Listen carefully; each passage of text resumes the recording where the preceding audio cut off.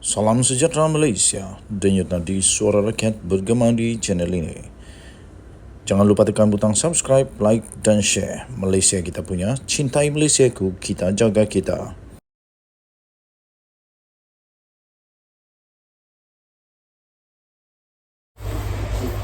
Salam sejahtera Malaysia, denyut nadi suara rakyat bergema di channel ini.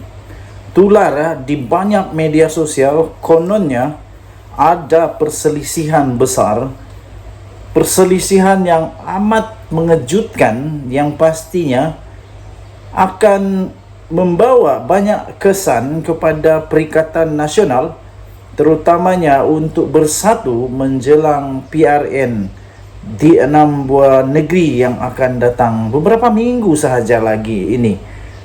Dikabarkan banyak negeri yang bakal akan membubarkan Dewan Undangan Negeri dalam hanya beberapa minggu saja lagi. Dengan berita yang tersebar luas itu, boleh membawa banyak pengaruh yang amat besar kepada Perikatan Nasional dan juga bersatu. Melalui spekulasi yang baru sekarang ini yang berlegar-legar di media sosial, kononnya ada spekulasi perselisihan di antara Muhyiddin dan Hamzah Zainuddin. Apa sebenarnya yang berlaku di antara Muhyiddin dan Hamzah Zainuddin? Banyak spekulasi timbul.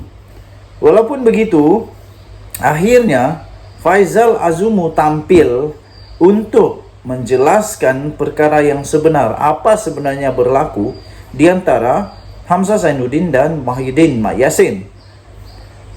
Telah pun dilaporkan di bharian.com.my pada hari ini lebih kurang jam 3 petang tadi. Spekulasi perselisihan Muhyiddin dan Hamzah Zainuddin adalah laporan berniat jahat menjelang pilihan raya negeri, kata Faizal Azumu. Cuma saja ada satu peribahasa selalu berkata begini: pokok tak akan goyang kalau tak ada angin. Tak akan ada kocakan di air kalau tak ada batu yang jatuh. Itulah. Tapi harap-harap tak ada apa-apa lah. Tiada sebarang krisis dalaman di antara pemimpin bersatu, terutama presidennya, Tan Sri Muhyiddin Mak Yassin dan Setiausaha Agung Parti, yaitu Datuk Seri Hamzah Zainuddin, seperti yang sedang digembar-gemburkan oleh beberapa laporan media. Timbalan Presiden Bersatu sendiri, Datuk Seri Ahmad Faizal Azumu, menyifatkan bahawa dakwaan yang memetik sumber itu sebagai satu laporan yang berniat jahat. Katanya, jika laporan itu dibuat dengan memetik sumber, jelas ianya tidak beretika dan berniat jahat terhadap bersatu dan Perikatan Nasional menjelang pilihan raya negeri PRN 6 negeri tidak lama lagi. Laporan itu berniat jahat, katanya. Tambahnya lagi, buat berita dan hanya memetik sumber tidak beretika, katanya kepada BH.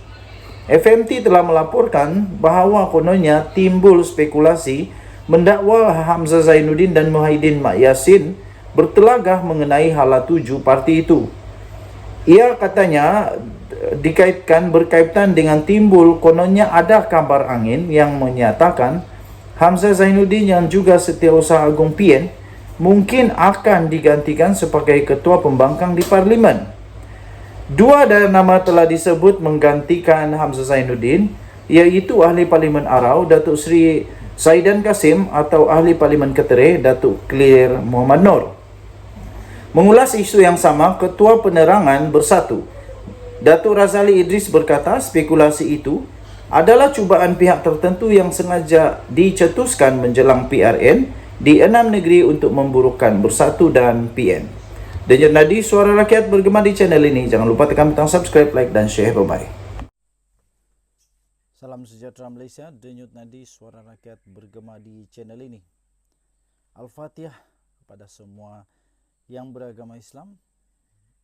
Baiklah untuk mensedekahkan Al-Fatihah kepada seorang yang amat terkenal, berjasa besar bagi pendapat saya di atas negara Malaysia untuk segala jasa beliau dan juga untuk kita mengingati beliau sebagai seorang rakyat Malaysia yang baik. Baru sebentar tadi saya telah menerima satu berita kematian meninggal dunia yang amat menyedihkan seluruh rakyat Malaysia, iaitu seorang penyanyi era 80-an yang kita kenali dan pastinya ramai peminat di seluruh Malaysia.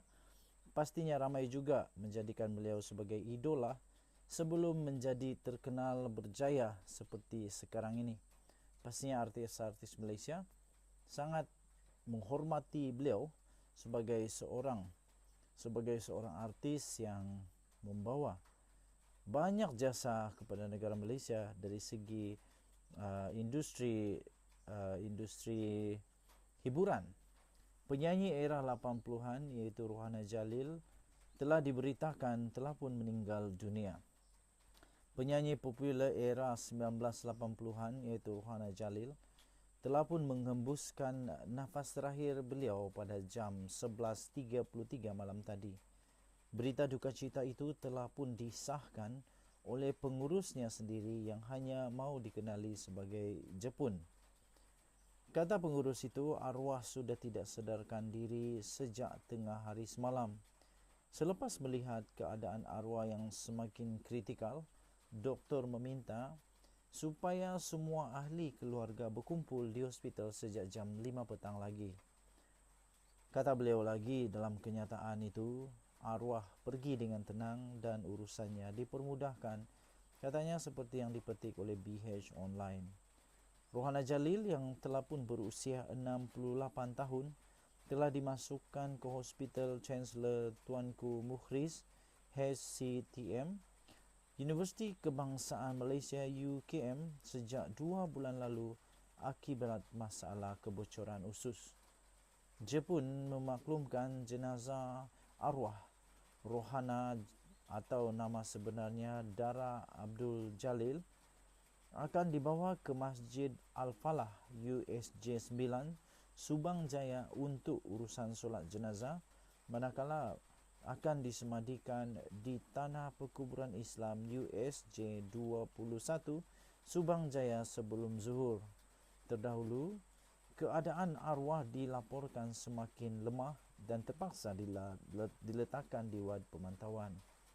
Kebocoran usus yang dialami oleh Rohana Jalil 68 tahun itu, kata Jepun, mengakibatkan kuman merebak ke beberapa organ utama seperti paru-paru dan buah pinggang. Katanya, doktor kata ada potensi untuk jantungnya berhenti pada bila-bila masa berikutan kuman sudah pun merebak. Ia juga disebabkan faktor usia, katanya lagi. Penyanyi asal daripada Kota Tinggi Johor itu mula menceburkan diri dalam bidang seni selepas dia memenangi pertandingan bintang RTM pada tahun 1980. Sepanjang 4 dekad berkecimpung dalam bidang muzik, Rohana pernah merakamkan lebih 20 album termasuk jenis kompilasi dan projek khas. Antara lagu popular beliau adalah Rayuanku, Resahku, Kerana Kita Terpisah, Faiz dan Jauh Terkenang. Allahyarham meninggalkan suami Jahargir Khan dan 3 cahaya mata perempuan. Seorang daripada anak Rohana, Shakila Nisha atau nama pentasnya Kila Fairi, turut mengikuti jejak langkahnya menjadi penyanyi. Denyut nadi suara rakyat bergema di channel ini. Bagi anda yang beragama Islam, bolehlah untuk sedekahkan Al-Fatihah kepada beliau. Kita jumpa lagi. Bye-bye.